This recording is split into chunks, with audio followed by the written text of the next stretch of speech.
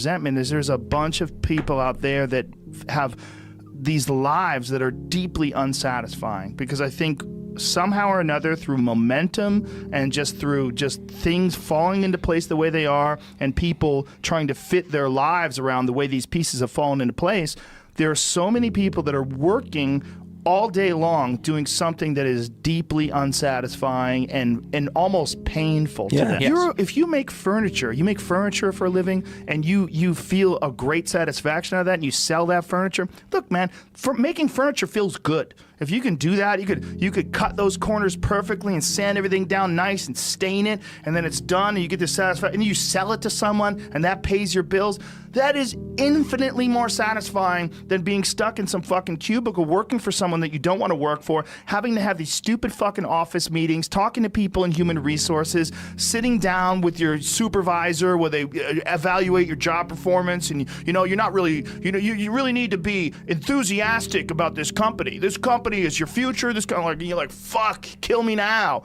There's a lot of people out there that would way rather do something else, and I hope they understand that they can. Everybody's got these stupid barriers they put in their own head. You got to resist those goddamn things, because they don't do you any good, and they certainly define the potential for your future in a negative way that's not self-serving, and it's not even real. You put this artificial ceiling on the potential for what you're doing. If you hit a wall, okay, that just means you need to regroup and rethink. It doesn't mean that wall's there, especially when it comes to something like social media or like a podcast, something where you like it less, fix that. Figure out a way to do it. You can do that. And this idea that there's no way to get past the starting block today is just ludicrous. It's crazy. And it's just this poor thinking. And people that are trapped in bad situations, one of the problems is you feel like this is your future. You feel like you're fucked and you can't get out of that. There's no hope. There's no light at the end of the tunnel. There's no rainbow.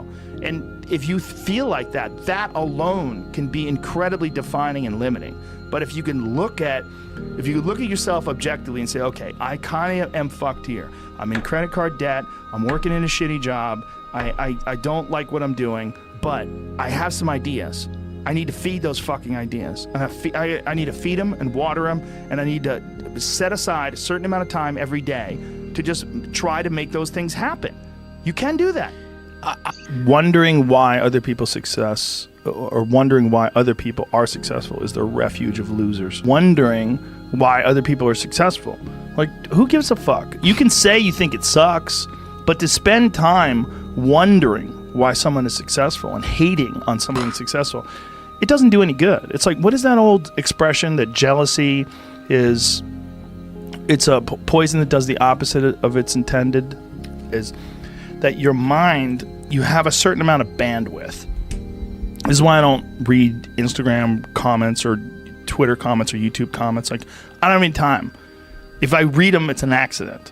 But to seek them out, like, you have bandwidth. I don't spend time wondering why I hate things or hating on someone or being jealous.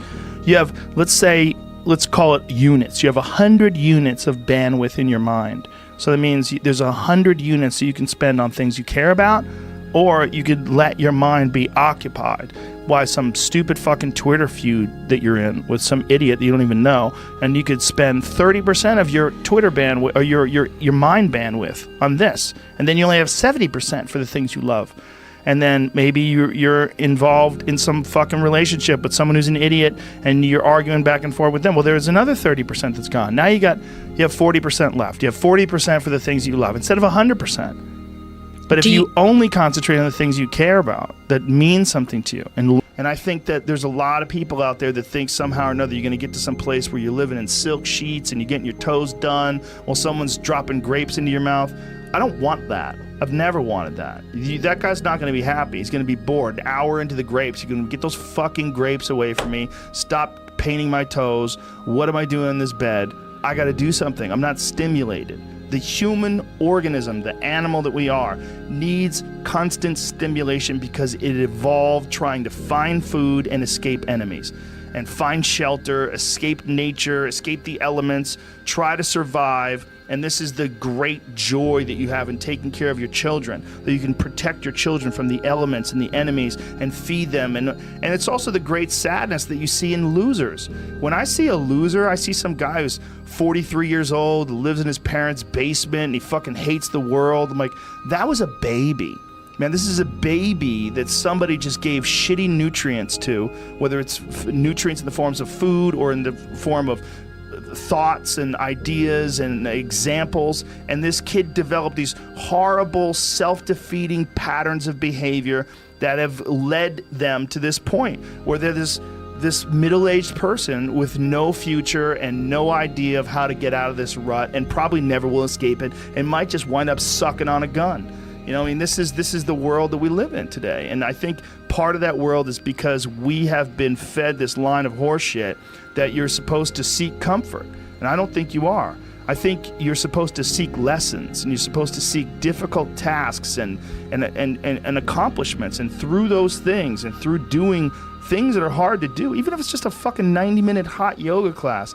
I do a 90-minute yoga class, man. Those last 20 minutes, I do not want to be there, man. And I definitely don't want to give 100%. And I can cheat.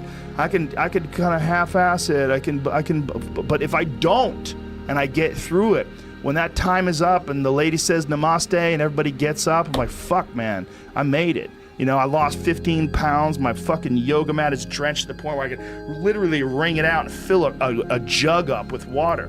But through that struggle, I will now have a better day, and I better fucking do it again tomorrow or do something else, because if I just think, well, tomorrow I'm just going to coast and eat Twinkies and watch TV. Oh, hello, sadness, my old friend. Hello, depression. Because when you're not doing anything, you feel like shit. And that's just a part of being a human being. And we can pretend that we're something other than what we really are. And we can pretend, nah, me, man, I'm just cool, just chilling, doing nothing. Bullshit. You're a fucking human. You're a human being. You evolved from the fucking hundreds of thousands of years of hunters and gatherers and people that were struggling. Those human reward systems are carved deeply into your DNA. And if you don't respect that, if you don't respect the mechanism of happiness and fulfillment and what you really need to do in order to feel satisfied in life, camaraderie, love, family, friendship, struggle, testing yourself, learning, all those things are imperative. They're all a giant part of being a person. Concentrating on people that suck or being jealous about people that are doing well does me zero good. But instead, if someone does well, I can be inspired and I can get fired up by it. I mean, I figured this out in my early 20s. I was like, okay, this is I have a poor way of looking at it, because it's a martial arts thing. Because in martial arts, like, you can't be jealous of someone else's ability. You have to realize you might have to fight them someday. So by realizing that they're really good, you're forced to be objective about it, and you have to go to work. Like, you have to go, fuck, that guy's better than me. I got to get better. And you have to go to work. Right. There's no positive benefit in underestimating someone. Underestimating someone will get you fucking killed. Like, literally. You're gonna get. But this is something I've cultivated for a long time, and avoided things that make me unhappy, and figured out what those things are, and been very rigid about eliminating them from my life. And one of the big ones is eliminating interactions with people that are negative. That is gigantic. And because I've realized that I'm not really as independent as I used to like to think I was. I used to like to think that my thought process was independent and that I don't give a fuck what anybody thinks. That's nonsense. People say that because they absolutely care what people think and it bothers them. So they say, I don't give a fuck. But that I don't give a fuck stuff is almost entirely nonsense. You do care. And you care in both ways. You care if people are critical of you, care if people are positive of you, but you also care if people are living positive lives and they're motivating you. That's a big one. People are fuel, and other people, it's one of the reasons why I like talking to people, one of the reasons why I like to do podcasts, because I get a lot out of, like just talking to you about your time in the monastery or your push to get to that 100 miles. Like, you get energy out of people like that, and you think about this energy and you think about this inspiration when you're doing other things. And it also sets in your mind that when you meet these exceptional people that move you, like, what are the characters? what are the qualities that they have? What are the characteristics that they possess? And those things become significant and important to you. Whereas if you live around a bunch of people that are complaining and bitching about everything, and they see the negative in everything, and they're always whining, those people are the opposite of that. They're the opposite of inspiration, and they're mud. You're just like, "Bleh." It's like you're up to your ankles in mud. You try to trudge through life. It's difficult. You're not light. It's not pushing you. There's not a wind at your back. The wind's in your face, and it's rough, and over time, I've learned that these people, you're not going to fix them. I used to want to fix them when I was young. I used to want to go, hey man, I see what you're doing. Like, dude, don't do that anymore. Listen, just do this and stop doing that and start doing this. And if you just work towards this, you could be successful. And then a week later, the guy's doing the same shit. You're like, okay, right. I'm wasting a significant amount of my energy on someone who doesn't want to waste any of their energy on themselves. And so managing the community and the tribe that you're in, making sure that you're a good member of that tribe, that you're doing your part, and there's a lot of cynicism in these days about inspiration and about motivation, because there's a lot of fake shit. You can go on Instagram and you see a million of these inspirational quote pages, and they're run by people that are probably depressed. You see a lot of people that are, talking about how to get ahead in life, but they're not really doing anything themselves. So there's a lot of cynicism involved in that. But there's also sincerity in it. And you can get, if you just look at it with a pure heart and a pure mind, you can get a lot of energy out of that.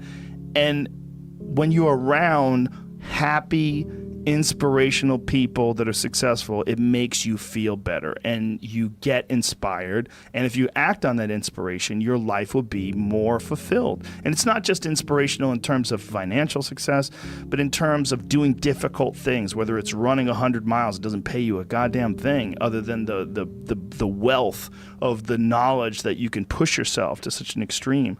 Or anything else, whether it's someone who becomes really good at playing chess or someone who's really good at martial arts or whatever it is. There's a great feeling in these overcoming these difficult things, because life is never this just constant state of I'm at a 9 all day, and when I'm with my wife, I hit 10. Yay! And I stay like that. That's not real. What's real is like you saying that you went to this monastery and felt all this angst about meditating and being alone and not having your phone and not having the input, but then when it comes out of it, then you have this reward. So you push through this, and you had these uncomfortable feelings, and you came out of those uncomfortable feelings with this newfound appreciation for time and this respect for your own existence in your own space and carving out 3 hours for yourself a day. That's where it all comes from. It all comes from